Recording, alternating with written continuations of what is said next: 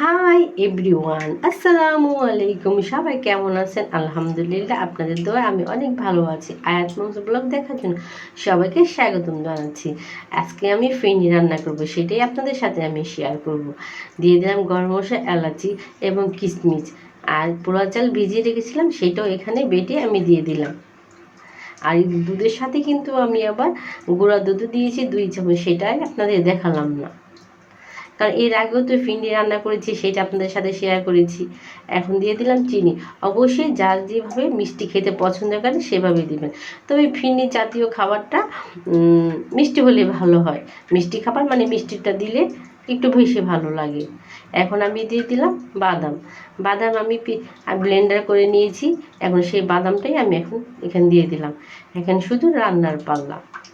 এখন চুলা আঁচটা কিন্তু আমি কমিয়ে দিয়েছি। এখন আমি লাড়তে থাকবো। এই যে দেখেন, আমার ফিরনিটা কিন্তু পুরোপুরি মোটামুটি হয়ে গেছে এবং অনেকটাই গাঢ় হয়ে গেছে এবং অনেকটা কম হয়ে গেছে।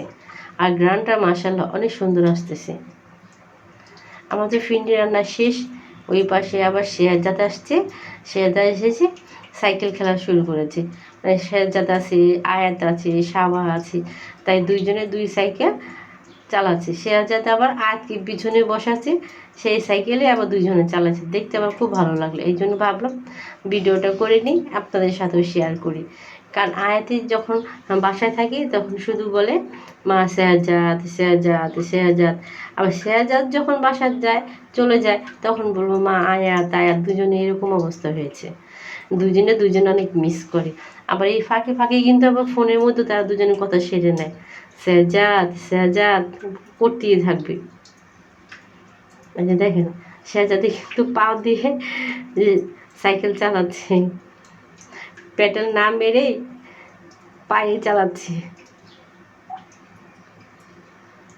এই যে সাবা আপনাদেরকে বলতেছে আসসালামু আলাইকুম, কেমন আছেন? আমি অনেক ভালো আছি।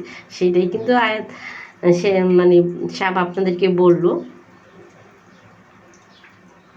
আর আয়াত শোনা দেখেন কি কাণ্ড কারখানা, খুব মজা পাইতেছে। কারণ যে শেহজাদ চালাইতেছে তার তো আর কোনো কষ্ট হইতেছে না, এই জন্য খুব আনন্দের সাথে বসে আছে। আবার সাবা দেখেন কি করে। এই যে এটা কিন্তু একটা তুলসী গাছ আমার বাগানের ভিতরে, হয়তো আপনাদের অনেকবার দেখাই হয়েছে। এই যে তুলসী গাছ দেখতেছেন না, এই শেহজাদ আয়াতের কাছ থেকে শিখছে এই তুলসী পাতা খাওয়া।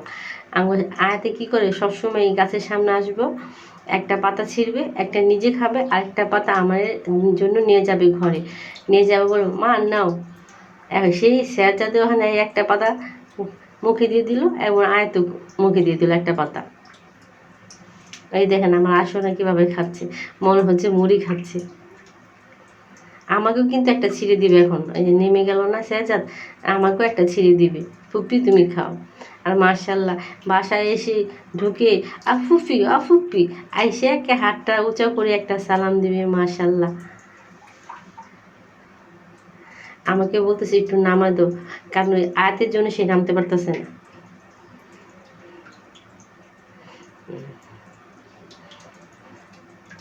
দেখেন আমার বাবা কি মনে করছে কি পাতাটা পড়েছিল আগে, সেই পাতা শুকিয়ে গেছে, ভাবছে ওই পাতায় খেতে হয়। এখন সেই পাতা উঠে এসে মুখে দিয়ে দিলাম। আমি আবার মুখে থেকে ফেলে দিয়ে বললাম বাবা এই পাতা না, আরেকটা পাতা খেতে হয়। ওই পাতা দিলাম, এখন সেই পাতা খাবে। আর তো খাচ্ছি এই পাতা এক এক করে। তাদের খেলাধুলা চলুক, রাতও হয়ে গেছে।